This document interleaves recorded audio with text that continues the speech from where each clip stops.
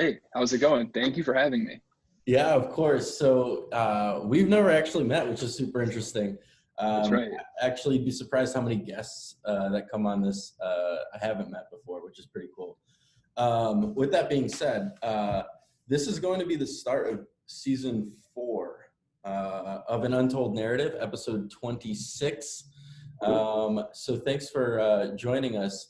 I'm going to try to do something a little different. The previous seasons, I had the guests introduce themselves, but this season I figured I'd try something different and give an introduction based on what my perception is, and then you correct me if I'm wrong.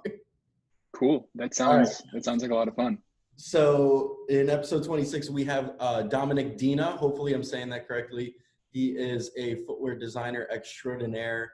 I know him from the infancy of Instagram and footwear design community. That's where I first heard your name. And have followed along through the internet since then. And you are currently a footwear designer at Puma. Yeah, you got the extraordinaire part I'm a little bit uncomfortable with, but the rest of it you got. Yeah. So that was something, like, we initially got in touch because I was listening to your interview with Mike Sturge, and my name came up. That's you right. were talking about just both having seen me around. I guess it was in 2012 was when I started posting to Instagram. So it was probably not long after that. Yeah, that's wild. So first and foremost, thank you for listening, right? I think anytime somebody tells me that they listen and I don't know that they listen, I'm like, oh, that's so weird. Well, I think it's fun. There were a few names like Mike Sturge, Chris Dixon, guys who I felt like I knew, but obviously that's just like scratching the surface with my own relationship with them. So being able to it's a little bit of a deeper dive when someone else takes an hour out of their day. And I think that speaks volumes to like the footwear design community, right? Especially like the platform of Instagram. And before that, in past, because we've talked about like Behance or Behance or however you pronounce it. And you build up like followings that way. And I've mentioned this in the past, like I really think that Behance could have been Instagram if they were like future thinking, because there's already a design community inbuilt. They just didn't have the accessibility and the quickness to like connect with people. Well, they also didn't have a mobile app that was right engaging really in any way. But that's what I'm saying. But it was there before Instagram. Right. Well, before that was Coraflot, but right. Coraflot I haven't really thought about now in like 6 years until I just said it. And you probably still work on it. That's a good point. I should go check. I'm sure it's like stuff I'm embarrassed of and don't want people to see. But do you remember even before that Kicks Guide by any chance? Kicks Guide? No, I don't. So I was late to the party with Kicks Guide, but I think in 2000, maybe 8 or 9, when I was first starting to like realize footwear design was something I wanted to pursue. When I Googled, like would look up footwear design, like how to do it, it only really ever led to Kicks Guide. It was just this weird kind of blog that had turned into, I guess, like a chat room or a message board for people who were posting footwear designs and like giving each other feedback. But when I found it, it was like a ghost town. It was just these posts that had been posted months or years before. There was no real action on there, but I was able to see like other designers post their work and get feedback, then post another iteration of their work, get feedback. That's awesome. At the beginning of my kind of like journey in footwear design, just like picking up the corpse of Kicks Guide was my Behance or Instagram. Well, you thanks for doing that and just like leading the discussion that way. I try not to have an agenda with people who come on here and we just kind of shoot the shit and talk. But I do like to have people travel back in time so they can kind of recollect of like, first and foremost, like where are you from? Where were you born? Where did you grow up? Where'd you go to college? How did you find footwear design? It's such a unique niche, right? Mm-hmm. That today it's a lot easier to get into because everyone's a footwear designer online. You just draw or render or Photoshop, collide different shoes and you're a designer allegedly. So, what's your background into it? So like the first 3 or 4 questions you asked were all like, where were you born? Where are you from? Where did you go to school? Illinois is the answer to all those things. I didn't really do a whole lot as far as like leaving Illinois until college. No, actually midway through college. But Yeah, so I'm from a small town just west of Chicago. I'm gonna mute myself really quick and clear my throat. So I'm from a small-ish town west of Chicago, and I was really fortunate that my parents were like very in touch with like what I was interested in, whether or not I was aware of what I was interested in. They saw like what I was drawn to, so they saw from an early age I was more interested in creative pursuits. Even though I would insist that I was interested in sports, I was interested in like that kind of stuff, they'd still sign me up for art classes. And I went to a Montessori school for kindergarten, which meant like you kind of picked what you wanted to study. Okay. And for kindergarten, like it's whatever, because it's kindergarten, like who cares? And so I had friends who were like really into like reading or counting, and my thing was making stuff for other kids, like so preparing lunches or making paper airplanes for kids. So I was very fortunate my parents saw that and would have me going to like art classes, museums all the time, like beautiful. In the Midwest, there's some beautiful Frank Lloyd Wright homes. So Cool. getting tours of those, kind of just expanding my creative horizons. And then I don't know, I was kind of all over the place as far as how I'd express my creativity. And until junior high, I got really into cars. And I read at one point an article that a few years later would be pretty important in like decision making for me. But it was an article about Chevy's redesigned Camaro, and the team had a couple designers who were like, I guess, profiled for this piece.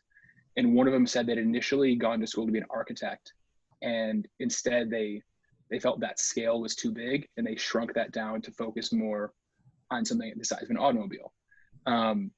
And when I started high school, I knew I liked kind of making and I liked design. The only thing I really knew you could do with that was architecture. So that was my plan. That was my goal. And then my sophomore year of high school, I was fortunate enough that my school offered an architecture elective. And I almost immediately realized like, this isn't for me. I don't really like this. But around that same time, I'd started drawing shoes on like all my notebooks, all my assignments. Because in this kind of came back to haunt me a little bit. My thought at the time was like, I want all these shoes. My parents won't buy them for me. I have no way of getting money to buy them for myself. So maybe if I get good enough at drawing them, a company will buy the designs and I can negotiate like, hey, maybe send me a free pair. Which like fast forward to today, I've gotten like 4 pairs of free shoes in my life. That's it? Well, I'm not sample size. So like what I have size to just a 13. Oh, okay. Well, that's a tough size. Yeah, and they don't really wear test that size, at least the places I've worked. The few free pairs I've gotten were for like celebrities who didn't want them, and they were just sitting around collecting dust. Nice. But I guess where I'd left off was in high school, realizing architecture wasn't for me. I had been drawing shoes a lot, never really thought anything about that besides it's like a hobby. But then I remembered that article I'd read about shrinking down architectural like scale to automotive scale. And I thought to maybe shrink it down even further and see if I could have a scale you hold in your hands, being footwear, as my medium. And I started reaching out. This would have been my sophomore year of high school, so late 2008 or late 2009. So I was on Kick's Guide, seeing some names on there, and reached out to those people. The guy who actually, say that again? You reached out directly to them? Yeah, I can't remember how I found people. I think I'd find their website, and if they had a contact form or an email, I'd reach out through there. The only one to get back to me was his name's Patrick. Oh no, you might have to edit this part out because it's important that I know his name, but I can't think of it. Patrick, I got it right now. So his name was Patrick Warren. At the time, he was at Skechers, and he was kind enough to respond. I just sent him a few. I was using Microsoft Paint at the time to like digitally render my sketches. Nice. So I sent him some like freehand sketches, some Microsoft Paint work. And he was kind enough to respond and tell me like, if you want to pursue this path, go the industrial design route. A lot of people think, at least at the time, that fashion design was the way to go. And it really wasn't the kind of, at the time, it's different now. But at the time, it wasn't the kind of resume that hiring managers in footwear were picking up. They were looking at industrial design students. So as a sophomore in high school, his feedback kind of guided me on on a path of like taking design courses, like computer drafting courses, learning Illustrator and Photoshop with my high school electives, and then applying, and then ultimately going to the University of Illinois for industrial design. That's really amazing that like, I think back to my sophomore year of high school, like I was an idiot, right? Like you're that thought process of reaching out at that age to try to figure out what you want to do with your life is wildly accelerated compared to others. I didn't realize that really. I didn't really appreciate that about myself until much later. But I had friends in college who were still figuring out what they wanted to major in. Right. And I was very lucky that I found something I was passionate about at an early age. The other side of that coin, though, is I've been told from like day one, you're going to get sick of it. And how'd that work out? You're just raising your middle finger to everybody. Well, actually, I mean, not really. The result it had is a little bit sadder. I just didn't tell people. I stopped showing people my work. I only had a few close friends who I'd share my work with. There was a little while when I was in high school that there was a Facebook like footwear design group, and I would send my work to the guy who like moderated the page and have him post it anonymously for me because I didn't want like my name attached to it. Really? Yeah, I was embarrassed. Like I would follow it. Also, when I was in high school, Nike Future Sole and Pencil became a thing. I was too embarrassed to ever submit to that. That's wild. I guess so. I mean, I think I might have applied the last year that it happened. What year did you graduate high school? 2011. That's okay, 2011. So that's a wild statement that you're embarrassed to do that. But to me, you're one of the first people to show, like, highlight and be really good at showing like free flowing sketches on Instagram in the footwear design community. So I really appreciate that, and I wish I'd no been issue doing that. Well, I wish I'd been more open younger and gotten that feedback sooner, because I would have been more like open. But it actually took until my freshman year of college happened, and that summer I applied. So that summer was the second time I ever applied to like a Pencil Future Sole program, and I applied to a bunch. I think there were a number of different events in summer of 2012. And I was fortunate enough to get into the future of footwear. And that was a class of 20 students who wound up being, a lot of them ended up getting placed within a few years at footwear companies. A number of them I kept in touch with, and those are the people who had kind of encouraged me to get on Instagram and share my work. Was that the first year of Pencil or second? So I believe that was the first year, but I don't know. I think they had a class at the beginning of 2012. This is me trying to remember from 8 years ago. Totally. Not factual based for the listeners. Right. So I believe in early 2012, there was Pencil University of Oregon. And I believe that was a smaller class that was kind of Dwayne Edwards doing a proof of concept that this could work before he actually got a studio space for Pencil. And then that summer, there was a Pencil Adidas class earlier in the summer. And then I think that would have been the month of June was Pencil Adidas, and the month of July was Future of Footwear. I think that's right. But yes, I was fortunate enough to be part of the Future of Footwear group. Also fortunate enough that the way that one worked was a competition. So there were 5 categories, each had 4 designers. At the end of the month, you'd present your work to a panel of judges. Nick DiPaula, who at the time was at Soul Collector, now he's with ESPN. Right. Wilson Smith, one of the great Nike designers from the early days. He gave me feedback after the presentation, and I was so starstruck that Wilson Smith was talking to me. I didn't hear a word he said.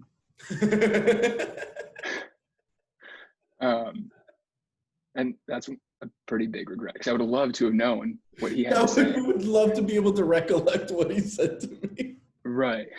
But so we had we presented, and then 4 for each category. There were 2 finalists who then had samples of their shoes made. And a month later, we all met at, I think it was the Footwear News, or no, the Magic Show. There was some big footwear trade show in Las Vegas. And then we went there, presented our work to whoever came around to our like setup at the trade show. And then I unfortunately didn't win my category, but I was a finalist. So I got a sample made. I got a pretty good like dive into what footwear design is. That's amazing. At the age of 19. So, which also was very lucky for me because my design degree didn't really teach me anything directly relevant to footwear. It's So, more of like the general skill set. Like I think about that too, like because I graduated with an ID background as well. mhm. It's not so much the footwear design process that it taught me. It's more so of like the basics of Illustrator or like the basics of photo, like just like the general basics to cover all these different unique, putting together a presentation, like these core skills that like if you don't do that education, that bachelor's degree, then you're probably going to have a harder time doing it in the real world.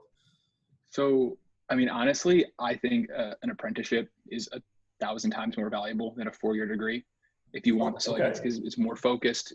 When I got to school, we were not going to be taught Illustrator, Photoshop, anything Adobe. We were expected to learn it. So my freshman year of college had to pivot from using Microsoft Paint and just rip the Band-Aid off over my holiday break and just make myself do everything in Illustrator with the line tool until I figured out how to use it. Where'd you go Um, to college? University of Illinois. Okay, we're not going to shit on University of Illinois, but they're teaching you the wrong things.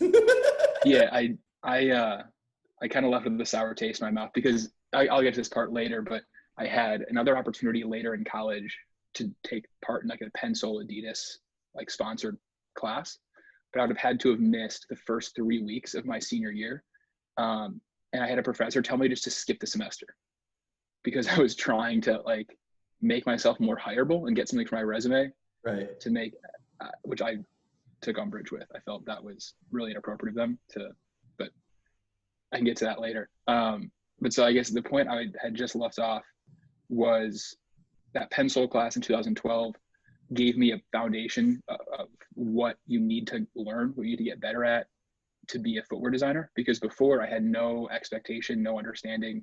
I was just trying to draw shoes and figure it out Right. myself. That gave me kind of tracks to follow. And then a group of friends and colleagues, not really colleagues, that's not the right word, contemporaries, people who are also aspiring footwear designers to share work with, to kind of compete with. And that, honestly, people say networking is important. For me, that was the important networking, was meeting people to hold myself to their standard, try to Right. compete with them, and I realized again, years later, that those people were the same people I was competing with for jobs. So when we'd be applying, we'd all be applying. And I fortunately was looking at them and saying, how can I get as good, if not better? And it, I think, paid off because I was able to improve a lot in college outside of school in my Right. free time. And then, yeah. Should I just keep kind of going on this until we get to current day? Like on this? Yeah, of course. It's totally up to you. I think if you want to break from talking, I think it's really important. So on this show, we've now had 3 or 4, or maybe even 5 pencil alum or people. Obviously, Chris Dixon still is very much active in the pencil world. I still love his interview on here. I think it was so awesome. I think back to the first or second year. In a future episode teaser, but I'm trying to, Sam Pierce. I don't know if you graduated the same class with him. He's at New Balance now. I know him, but we were not in pencil together. Okay. Yeah. I think he was the first or second year, probably the other one from yourself. And, it's obviously such a staple, and Dwayne Edwards has done something truly remarkable with the program. So you're hearing it from the horse's mouth that if you are a young person in footwear design, then definitely apply. I think that's, at this point, it's becoming more and more important. And maybe to your point, maybe the things in, depending on where you're getting industrial design degree, it might not be as valuable.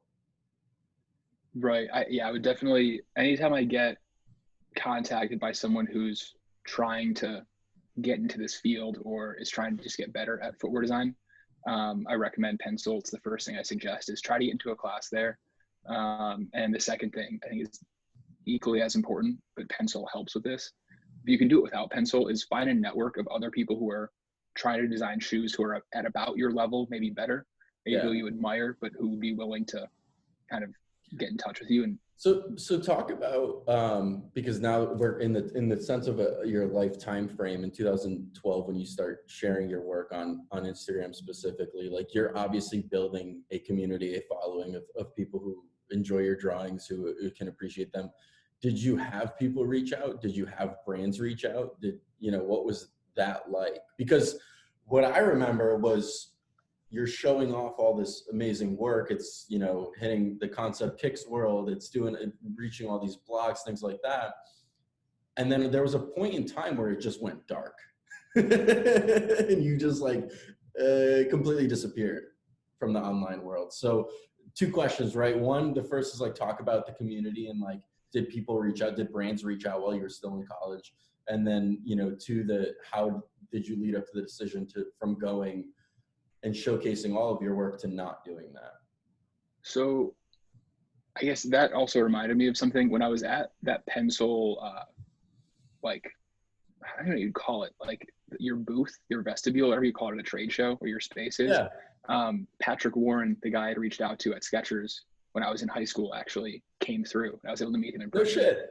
And it was pretty cool that that's awesome. A moment in my life where I was able to take a step into the right direction of being a footwear designer. I was able to see him and kind of keep him in the loop. And then months later, when I was posting on Instagram, he was the only one from a brand who reached out, just kind of to say what's up, acknowledge what I was doing, and get in touch in case potentially the brand he was at could use my help for some freelance work. Other than that, though, I had a lot of people who, exactly what I was saying, was trying to network, find people who are similar to your skill set, learn from them, learn and grow together. I had people reach out, stayed in touch with a few people, like Mike Sturridge. That's how I met him in the early days of my posting on Instagram. There were some people who reached out, asked me for advice on designing stuff, shared my feedback with them, and then they took it and posted it themselves, taking credit for my work. So I was less Wait, that happened? eager. Yeah, I was showing. Someone had asked about what I do with a project after the sketch, what happens next. And so I had shared a project I was working on that was going to be a portfolio project. And then they posted it as their own. And I wasn't able to have it as a portfolio project. No, they didn't. Swear to God. Yeah. It was maybe 2013 or 14. Do you know their name? I do. Yeah. I'm not going to talk. I don't want to, because I what if I cut it out? I'm going to cut back in now. That's my cue. Cool. So yeah, it made me realize I couldn't be as forthcoming and helpful as I had been. I had to be a little bit more, I had to build kind of a relationship and trust people before I just gave them files to learn from. There's definitely this fine line and this balance these days, of that. There's an ongoing conversation. I was talking to Chris Dixon, actually, and I'm not trying to steal his thunder by any means or shape, but he shared a post a few weeks ago or months ago of what's the difference between, being inspired and copying, right? A very valid question this day and age, where you're just seeing everybody's everything all the time. And what is the determining factors or guidelines of what separates one from the other? Now, this instance is a little bit different, obviously. That's just blatant taking your work and taking credit for it. But it's really interesting because even myself, I encountered this a few months ago, and it really got me thinking. And now, granted, I'm years in and I saw something on Behance, a digital artist did something, right? And I'm like, oh, cool. I think I'm going to paint that. That's so cool.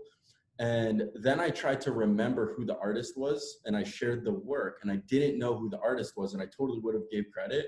And then the artist reached out being like, what you saw was actually a copy of my work. I'm the original artist, and you need to give me credit. And he got really upset at it. And I'm like, one, I didn't remember who I saw, and they copied you. So how am I supposed to loop all 3 dots? And it sheds so much light on, you just don't know these days. And I felt really, really bad. I'm like, that was not my intention. One, I'm using a completely different medium. I'm not making money on this. I didn't mean to steal your work by any way, shape, or form. But it's the point being is it really now I think about it all the time. I'm like, what is that defining factor? Right. I don't know if I have an answer to that because I feel it's so important. There's only so many like new ideas. I mean, it's a common phrase that like there's no new ideas. Obviously, that's not true. You can think of something ridiculous that's an insane tangent, string a bunch of nonsense words together that's new. But when it comes to designing footwear, creating something that there's only so many, like there's a finite number of materials, there's a finite number of processes we can use. Depending on the price point, there's not many processes you can use. So it's just a matter of kind of like distilling the same ideas through your mind, through a different lens, and trying to differentiate enough. So when I was at Reebok, I think one of the best, and I'm paraphrasing horribly because this was a few years ago, one of the best lines I'd heard from Billy Marvin, who'd been designing at Reebok from like 1992 until maybe 2017, 2018. So he really kind of like he's set the foundation for Reebok innovation for a long time. He said something about how we were talking about Stephen Smith because they had worked together briefly at Reebok. He was saying like, make no mistake, there's only been like 5 new ideas in the history of footwear, like 5 or 6. Stephen Smith just happened to have 2 of them. But that was an interesting way of thinking about it. We're like, yeah, there haven't been a ton of like real like industry changing innovations, like really wild new ideas. It's just kind of remixing the same formula that we already have. It's like the Taco Bell menu. Sure. It's the same like 6 things, just repackaged differently. So yeah, it's really tough, especially in this field, because anyone can claim anything is inspired by their work. Right. And it's just a matter of like, I don't know, knowing yourself, being proud of your work, doing the best you can do, and trying to have as unique of a perspective as you can. So that being said, looping back full circle to where we started. So after that moment of somebody sharing your work on their behalf, you decided to just stop doing it? Well, not stop doing it. I think I still kept posting for a little while after that, but I became more guarded with like mentoring or giving advice. And this has been kind of I'm not going to say a lifelong, but so far, like in my career, it's been a career-long issue I've had where I need to kind of pick my battles better because I love footwear. I love talking about it so much. I'll talk to anyone about it, which I don't know. I think I need to be more cognizant of where I'm using my time and where I'm spending my time. Definitely. I'm in the same boat, right? Like I will answer every DM or people on LinkedIn reach out all the time. Somebody else literally sent me a message. I think it was on New Year's Eve or something like that. And was like, hey, do you want to talk next week? I'm like going to school like here and like I have questions about footwear design. And I'm like, totally, no issue. I'm always willing to have that conversation, but like I get a sense really quick of what their intent is, right? And I think that's the defining factor once you talk to somebody, you know how if they're authentic or not. And I mean, it's just a gut feeling for me, but the conversation of mentorship is also one that like doesn't get talked about enough. I never had any mentors. I try to do my best to help others because I hate how there are no mentors like in this field because it is so competitive, right? I think people are more guarded because there's only so many, you call them numbers within every company, and there's a lot more applicants. So it's a fine line you have to walk. Right. Well, one other note I had that ties in with that, also ties in with what we were saying about, I guess, work theft and being wary of like where you're posting, who you're being influenced by. Someone I was speaking with years ago, it wasn't really a mentor-mentee sort of thing. It was more like we were both trying to get into the industry. This person had mentioned a few times like not ever posting their best work on Instagram because they didn't want it stolen. So we were talking once like through DMs, and I was interested in like learning more about that perspective. And I didn't understand really why I felt so against that, like that view, that angle at the time, but I understand it better now. But the idea was like, if you're not putting your best foot forward, if people can't see your best work, you're not going to get hired. And I realize now, like after working for like Reebok, New Balance, and now Puma, people aren't seeing portfolios and being like, oh, that's cool, we're going to steal that idea. You're not as good as people who work at the companies. You're just not. like very few applicants have a portfolio that is better than the lowest level designer on the design team. So to think that like you're gonna get your work stolen, don't be foolish. Put your best work out there if you want to get hired. Show your best work to every company you apply to. But I think there's something that nobody talks about is, you know, when you publicly share something, it's also like has a timestamp associated to it. So people can, if you really wanted to, you could tell where it originated from, or if it's yours or theirs.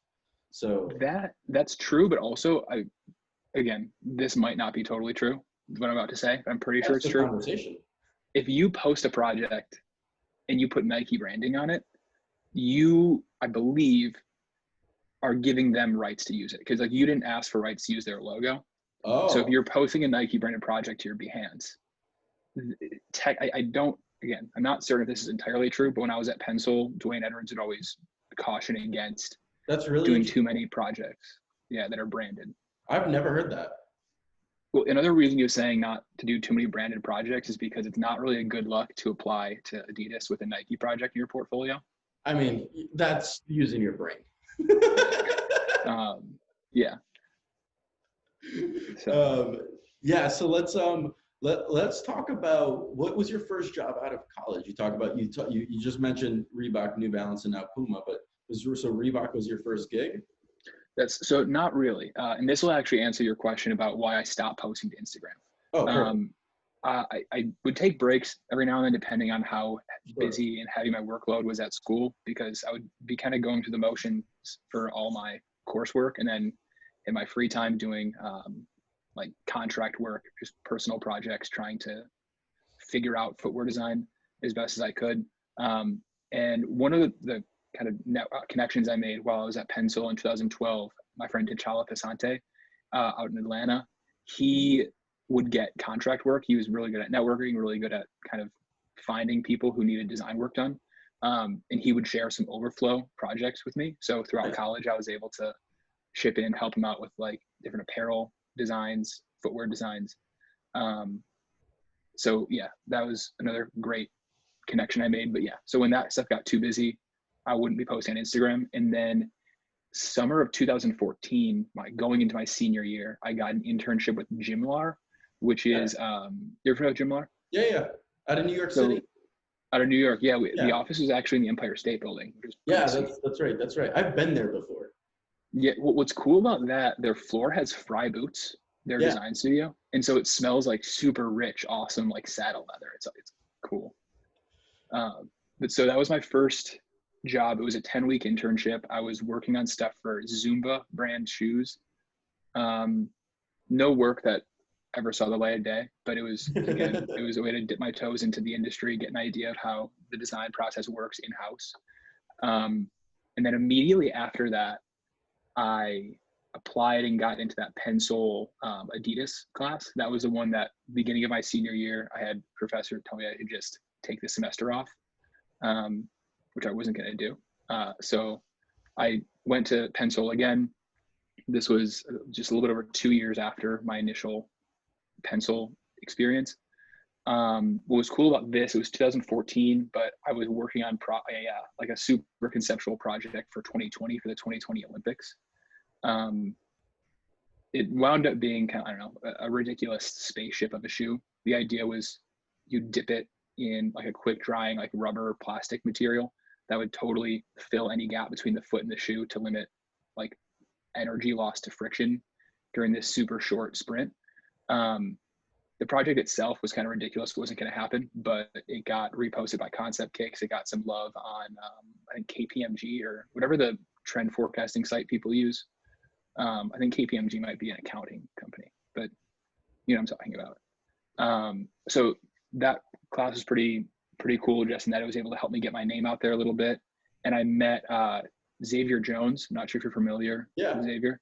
Yeah. So he and I crossed paths for the first time there, and then he was helpful in getting my foot in the... I met X. We spoke on a panel in Worcester, Mass, where I currently live. He knew a friend of a friend. Really cool guy. And then all of a sudden we spoke, and then the following week, I'm going out to dinner with Jeremy Saleh, if that's how you pronounce his last name, I think it is, in Boston. And he's like, oh, do you mind if my boy joins? And I'm like, sure. And it happens to be X again. And I'm like, oh, what's up, man? And he's like, you guys know each other? I'm like, yeah, we just spoke on a panel together. Yeah, no, Xavier's the best. I love Xavier. Wicked nice guy. So yeah, then after that pencil class, I just had my senior year college. Nothing super crazy, nothing to write home about. Just finished school, started applying for jobs, worked at a sports authority for a minute because I wanted. It's something I've been thinking about since high school. I wanted insight on the end consumer. So thinking about where the product goes once it's well out of my hands. In high school, I was always applying for like Foot Locker for our local shoe store in my hometown. Never would get those jobs. But then as soon as I had a college degree, they're like, cool, when can you start? Which whatever I was kind of annoyed by because like my college degree isn't relevant here. But so, yeah, I got to work at a sports authority for about 3 months, selling shoes, talking about shoes all day, every day with people who actually wanted to hear about the shoes.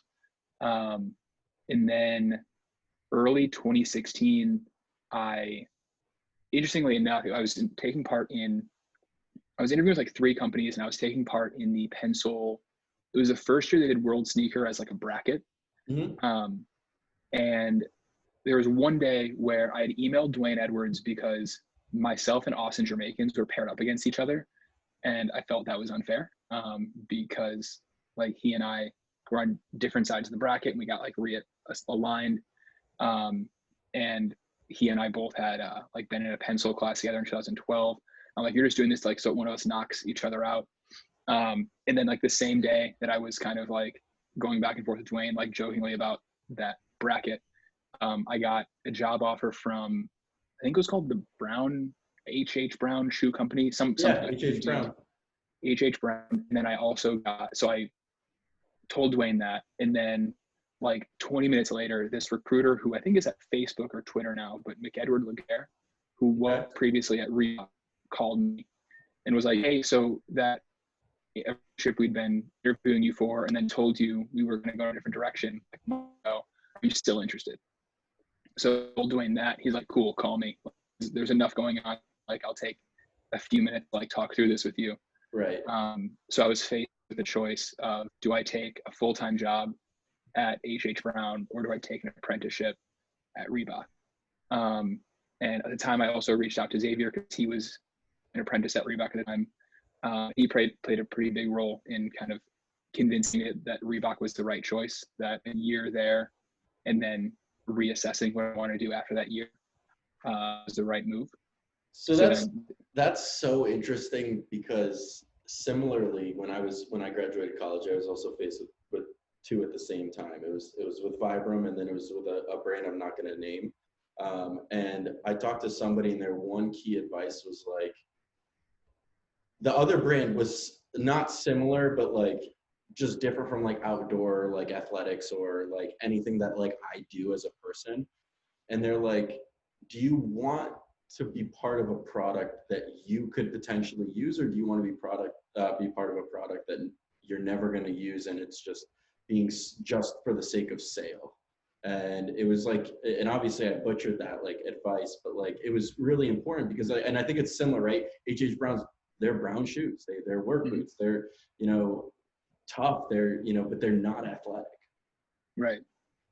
Well, I got feedback actually from Patrick Warren. Some of the first feedback I ever got in footwear was telling me not to ever design for yourself. So you may play basketball. Right. It'll be tempting to sketch and draw and design basketball shoes all day, every day. But you learn and you grow as a designer if you put yourself in, for lack of a better word, in the shoes of a different person and different consumer. So I get that thought process when I was choosing between H.H. Brown and the Reebok apprenticeship. It did cross my mind, but I'm like, but also it's just as beneficial to grow as a designer if I'm trying a type of footwear design that's totally uncomfortable to me, because it'll force me to sink or swim to figure it out. Totally. Or just, have it not work out. But I'm happy I took the Reebok apprenticeship. I was there for a year, learned a ton, was able to work around some incredibly talented designers. So like I guess 2 big connections from there that really stuck, like who stayed close friends to this day. Xavier Jones, because I mean, I knew him in advance, and Chris Hill. I'm not sure if you're familiar with Chris. He does some of those amazing work. It looks like a team of 5 people do what he does, but it's just him. So 2 guys, like incredible work ethic. It was amazing to kind of see what it takes to be a full-time designer at a high level. And it made me realize like, I'm not ready. I'm not at that point yet. I don't have what these guys have. I felt entitled to a role. Didn't get one. It was a kind of a rude awakening for me. I realized like, okay, just because I put in the work to get there doesn't mean anyone should care, you know? And I was lucky enough at the end of that year, I moved back to Chicago briefly, and then my friend Austin Jermakins from the 2012 pencil class had reached out and said that their apprenticeship had an opening, and was like curious if I was interested in coming over to New Balance to finish off like 9 months of their 1-year apprenticeship program. So packed my things back up, drove back out to Boston, well, technically Haverhill, Massachusetts. Shout out the Merrimack Valley for anyone listening up there. And was able to kind of, knowing how much growing I had to do, really focus 9 months on making myself as hireable, as desirable of a designer as possible, you know? Right. So you went straight from basically a Reebok apprenticeship to a New Balance apprenticeship. That's right. Yeah, there was I think it was maybe 2 months between, but it was, yeah, I mean, 2 months isn't that big much time. And then what happened after that? Well, nothing really. So until I think it would have been, what was it, 2018 would have been, the summer of 2018 was when my New Balance apprenticeship ended. Okay. I was really fortunate that when I was at New Balance, I came into a team that was short 2 designers. And I had just come off an apprenticeship somewhere else. So they figured I didn't have a whole lot, much of a learning curve. So they threw me projects. Again, it was sink or swim. I had to figure out how to do like new uppers for like kids, for adults, to kind of work on core price point projects, because I didn't have the kind of experience I think they might have thought I did coming out of Reebok. But it was great. It was a lot of learn by doing, which is something I'm like very comfortable with, because that was Pencil's whole motto, was get your hands dirty and figure it out. Right.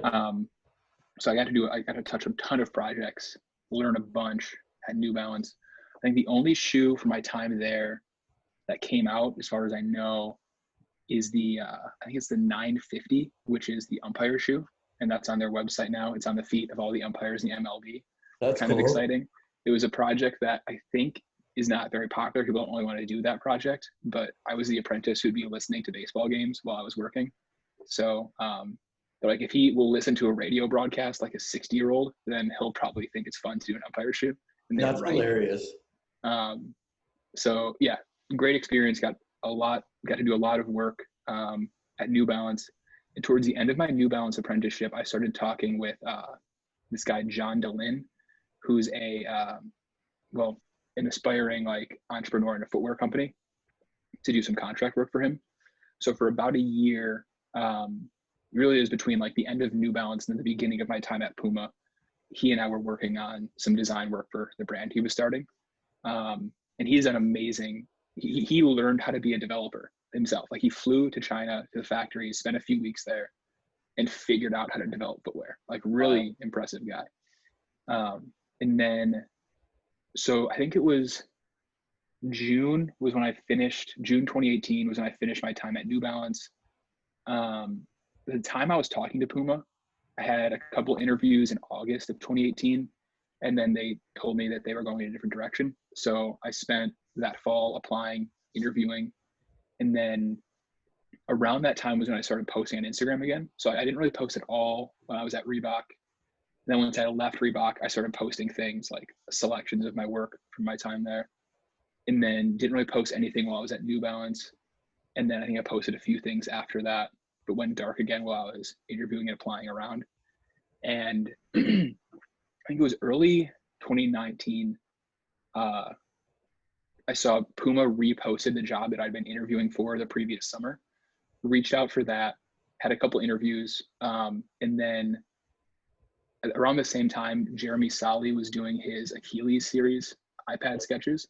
And I was frustrated that he was at the level of like how good he was at drawing on the iPad. And I was like, okay, I'm not really doing a whole lot right now besides applying for jobs. So I'm going to try to get as good as I can get at drawing on the iPad. And so I think I posted like 4 or 5 iPad sketches where I would spend a lot of time just like making them look exactly how my sketches would look on paper. So like blue line under drawing, and then like a micron layer, and then a gray base, and then just color hits. And I got an email from the hiring manager at Puma who was like, yeah, man, like it was great talking to you. It's funny, like I happened to be on Instagram and saw a couple of your posts. Like I just like, I felt like it was were they Puma branded? A couple of them were. I think the ones he saw must have been, but he was like, yes, I just saw those. I felt like that would be a good thing to include in your portfolio. Do you want to like send me over like some more of your like most recent work? Because I think at the time they only had what I'd sent in the previous August. What was, sorry to interrupt, but like, what do you think about those iPad or digital sketches? Did you not have digital sketches before? Or like, what was it about those that kind of caught his eye? Well, I think it was that he may have been looking at a couple applicants and my name just popped up again. Okay. I don't know if it was anything in particular about those being okay, I got you. the greatest thing, but he just felt like, oh, like you have new work, let's see it. And it just felt almost like that was what was the straw that broke the camel's back, to use a phrase that doesn't make sense here. But that was what kind of like tipped it over the edge that got me the job, maybe. So I was very fortunate early in 2019 to receive a job offer to be designer 2 at Puma. And is that under Jeremy's team or no? No, so Jeremy's hoops, and the team I'm on is Sport Style. Okay. So Sport Style is a pretty huge umbrella. I think we account for a little bit over half of Puma's business. Wow. And there's design offices for Sport Style. The main one is in Herzog in Germany. Right. And there's also in Vietnam. And then my team was like a new team in Boston. Cool. So when I started, it's 4 designers, and we all started at once in the new temporary office in downtown Boston. And I was, from the start, like kind of, I don't know, very lucky to be involved in a team where we were kind of creating our own destiny, creating our own approach to design for North America, because the goal was we just need to make shoes that sell better in North America than they currently do. Because what we make now is for our world market. Where pretty simple goal, clear. Yeah. Because what was happening was the team in Germany would design for the world market. The world market would largely be cool with it, and North America is like, none of this works for us. Yeah. It's so it would all have to be segment. Exactly. It would all have to be redesigned on a shorter timeline, anyways. So they just brought in a new team. That's our entire function was quick to market, North America specific projects, which is perfect because I've been a student of North American footwear since I was a kid. That's awesome.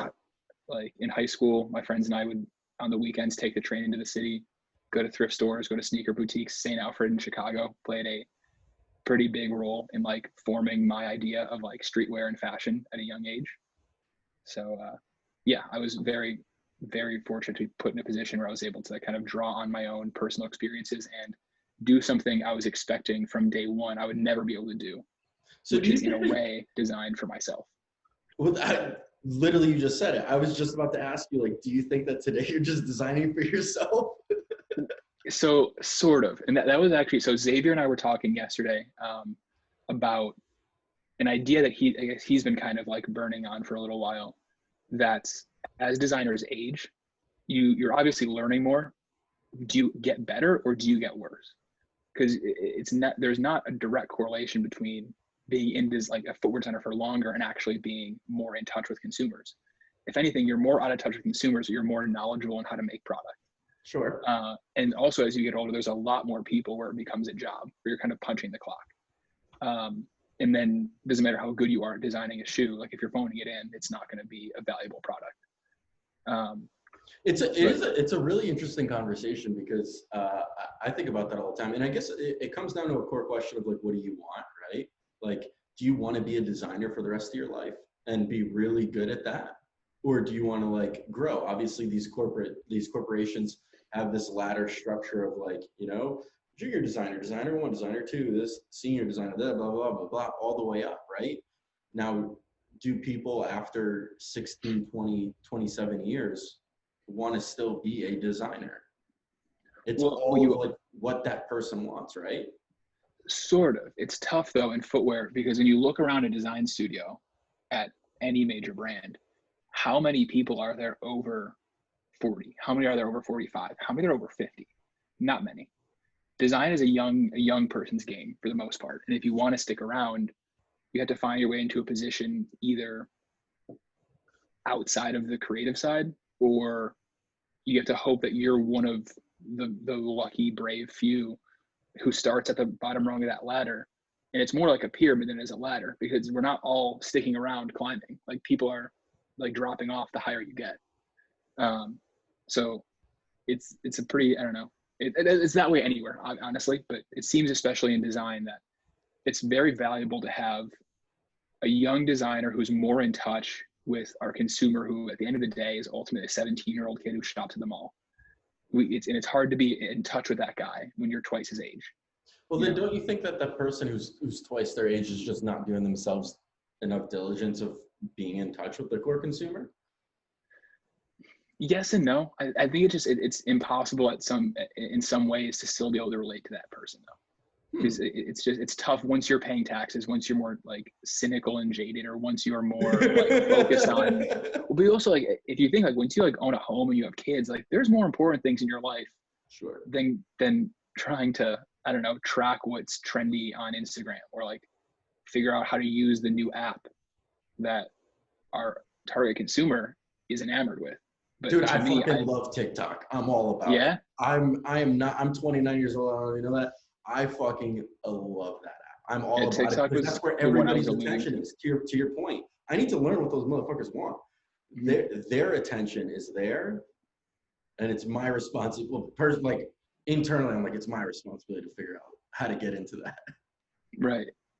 So, I would like to say that you would ask them now if I'm designing for myself. I'd like to say no, because I'm designing for that 17-year-old. I'm designing for that person who's walking into the mall after saving up a few weeks with $100-something. They're going to buy a pair of shoes, might buy a new shirt.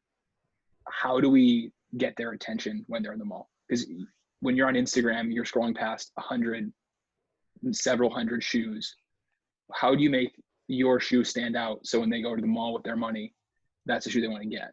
Yeah. Or how do you make a kid who, if we're being honest, they're walking into Foot Locker to buy Nikes. Yeah. How do we make them see Puma and change their mind? So I'm designing for myself in that I have a standard I hold myself to. But other than that, I have to be designing for the person who's going to ultimately take their hard-earned money. That's fair. And make the decision where they spend it. What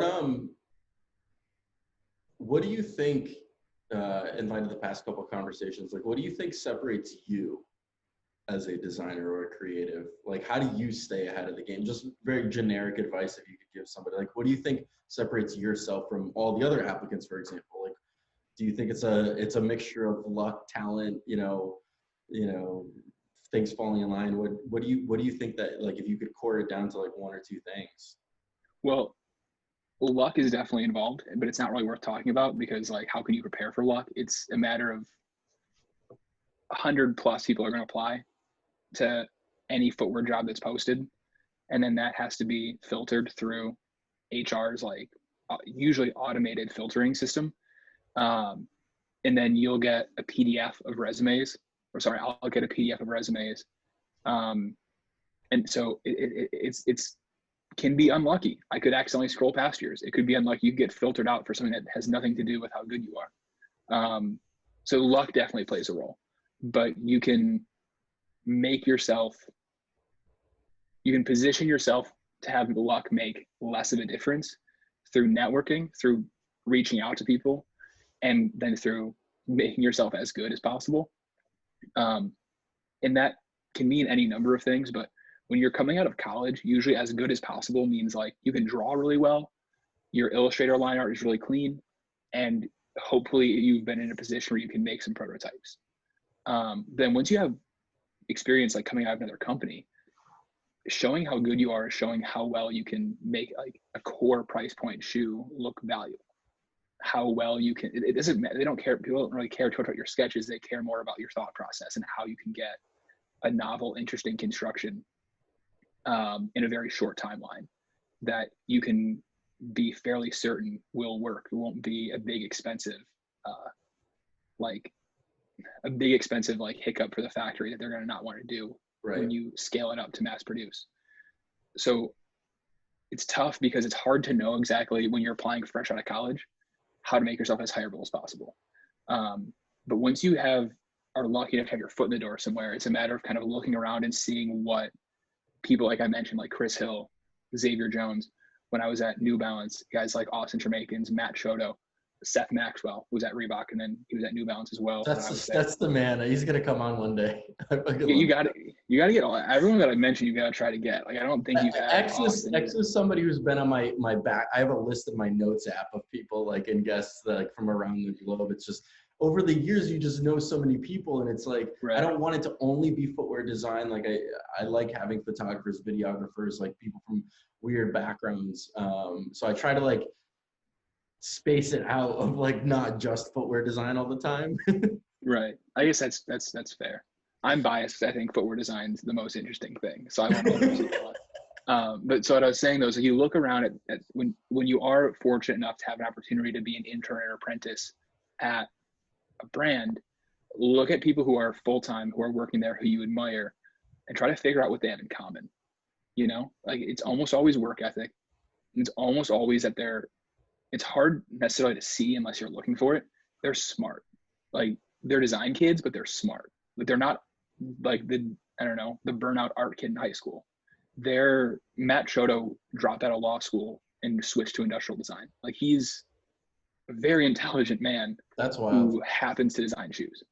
Like, so I guess you look at what those people are doing and try to think, how can I be as like them as possible? And that I think is usually the answer about how to make yourself as hireable as possible. Super great advice. We've been chatting for about an hour now, which is remarkable. So thank you for your time. Do you think about the future, like in what kind of bracketology for your like personal goals? Like can you speak on like some things that you look forward to doing or accomplishing? I mean, obviously we just wrapped up 2020, which is, I think both you and I sitting here, we're fortunate to still have jobs after the last year. It's something I think about and reflect on a lot, and I'm grateful for. What's something moving into 21 and then also in the future, like what are some personal goals of yours or things that you're trying out for yourself? Sure. Well, I'll share a little bit more advice that I think is related to this. Cool. One thing I told my most recent apprentice, who actually we recently hired full-time, Jeff Shen, super excited to have him on the team. But I told him kind of early in his apprenticeship, like to look around and figure out what needs to be done as like a team, as a larger team, and then figure out what isn't being done and do it yourself. Because as a temporary employee, that's how you make your presence felt and almost it makes you a necessary part of the team. And when I started at Puma, I had a goal. I started as a designer too. I had a goal of, I think within 3 years, being a senior designer. So I immediately started taking steps to kind of position myself to do that. So I asked to take on the internship apprenticeship program. So like recruiting, interviewing, hiring, and then mentoring our interns and then apprentices. And I was fortunate enough that within the first 9 months at Puma, I was taken aside by my manager in Germany and told I was being promoted to senior. So I kind of hit that goal pretty early, a little bit earlier than I was expecting. Congratulations. So that's recent. Thank you. Yeah, well, about a year ago now, but okay. So I guess, yeah, so I'd set a number of goals that were involved, like that all kind of surround around like making myself clearly capable of like mentoring, leading, taking on responsibility. So I guess goals for the future, 2021 into the future, is to continue to play as big of a role as I can, shaping the team I'm on to continue growing in North America, to continue creating excitement with our accounts about the type of product that we're going to bring to them. I would say a longer term goal, something I'm passionate about, is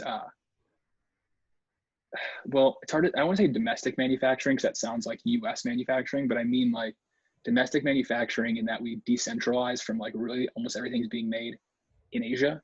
And we kind of had to deal with in March and April not being able to source from places that we typically had sourced from. Sure. And that created a pretty huge headache.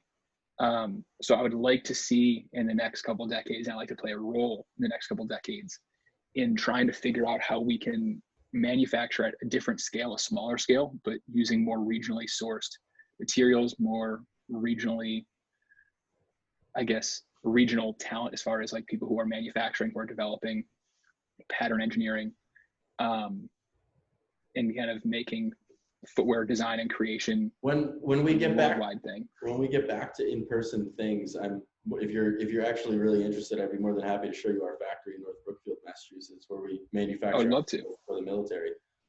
Yeah, I would love to see that. Yeah, I think that'd be your first easy check mark. For sure, because I think when I was in 2012, I was fortunate enough to get a tour of the Danner Boots factory. Yeah, which is sick. But it was also eye-opening to see, like, okay, well, when it's manufactured here, this shoe costs $400.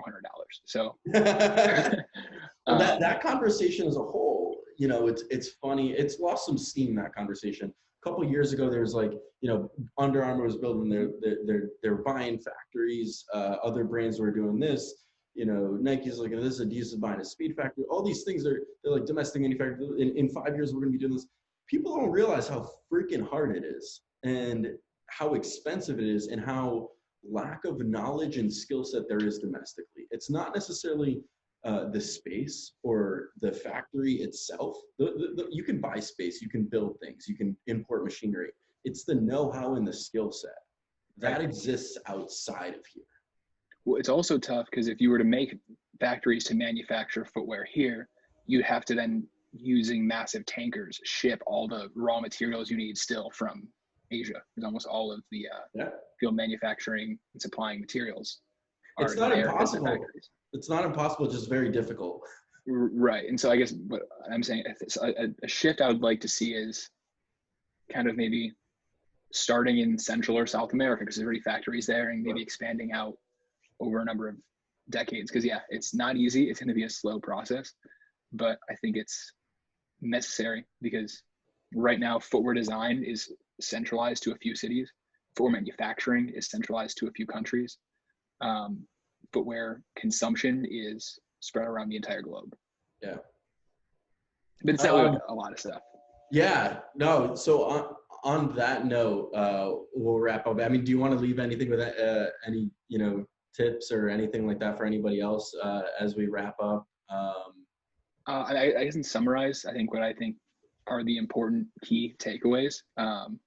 And one of them is always finding, if you want to do this, be a footwear designer or be any kind of designer or creative, find people who are on the same path as you, in a comparable position on that path, and make a little network, kind of push each other, grow together, but also always continue to look for people who are better than you, who you admire, to, again, try to get in contact with or to hold yourself to their standard. One of my favorite lines is like, don't do your best. I don't care about your best. Do my best.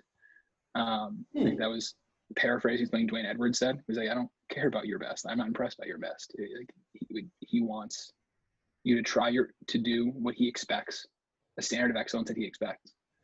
And again, I'm paraphrasing. I think I made him sound like a jerk, but the idea is, if you want to get better, hold yourself to someone else's standard until you're as good as them, and then find someone else who's better. I think that's really fair. and with Instagram, with Behance, with people sharing their work and concept kicks, you're getting deep dives into projects that they're curating. It's easier than ever to learn how to do this. But if anything, it's also harder than ever to get an opportunity in the industry. So it's so important to see what others are doing, and try to be as good as you can be to make yourself stand out. Well, on that note, thanks for sharing your time on this Sunday. Do you go by Thank you so Dom or much. Dominic? Whatever's easier. I introduce myself as Dominic because if I say Dom, people hear Tom or Don. So I introduce myself as Dominic, and then you can kind of Gotcha. make the decision yourself. Oh, I was gonna. This is something like totally like random, but like I was gonna ask you, like, do you think it plays a role having a unique name? Like Dominic Dina is a very unique name. It's not something that you hear very often or frequently. I think about this for myself, right? Like my last name is super unique. I know there's only like 3 people in the United States who have my last name. Really? Yeah, like outside of my family, obviously. Yeah, I figured that part. But like I think about that. I don't know. This is how my brain operates. I'm like, I bet it's played some sort of role, right? Like where people just like remember it easier. So I, again, same way in high school, wouldn't share my work. I was embarrassed of not embarrassed of my name. I don't want, that's extreme. But I was like, wasn't crazy about my name. I thought it was kind of cumbersome. A lot of syllables in the first name, and then really short last name. Felt it was weird. I didn't like the alliteration. I didn't like that. None of the letters, the D's go above the middle line. If you like how you used to graph letters when you were a kid, there was a bottom line, top line, middle line. Besides the D's, none of the letters go above or below the middle line. And the first initials are both D's. So signing my name as a kid was always like annoying. All my friends had like J's and like swoopy F's, and I was like D line. It took until I actually was at Reebok and people started commenting on like recognizing my name from Instagram, like remembering it or thinking it was a cool name. I never had even considered it a cool name until I got into the industry and had people tell me that. So I appreciate you mentioning that part. Dude, these are the things that like it's similar to your last comment. It's like, how do you separate yourself from the thousands of other people? And if it's your last name and that helps you out, highlight that. Use that as an asset, right? Well, also another important thing though, if you don't have a name that's like, I don't know, novel or unique, still go by your real name. It doesn't help you if your Instagram handle is something silly and then your resume has your actual name on it, because people aren't going to make that connection. Well, dude, think about it. We'll summarize it with this last point. Michael Jordan and Michael B. Jordan are completely different, really powerful people in different industries with the same name. He put a fucking B in the middle of Michael and Jordan. Think about that. Like, it's possible. I guess so. Man. But no, so I don't want people to think that you can then take my name and put a middle initial in. I'm not comparing myself to Michael Jordan. No, but I'm saying, don't call yourself Eric F. Avar. Like, yeah, even if you have a very popular name, or don't say that. I didn't want to bring up the conversation of like you need a unique name, but like anything's possible. Just how you position yourself, I guess, is definitely the point. Yeah, definitely. So, anyway, that was a real tangent off of everything, but thanks, man. I really appreciate this. Hopefully, thank you so much for reaching out and inviting me on. It was great to talk about myself for a little while. Well, that's the point. I don't know how much you've obviously listened to some episodes, but that's the point. Like, I don't, you hear these podcasts these days and they're all like really famous people or people with huge following, or like people who have made it, quote unquote, made it, right? Mm-hmm.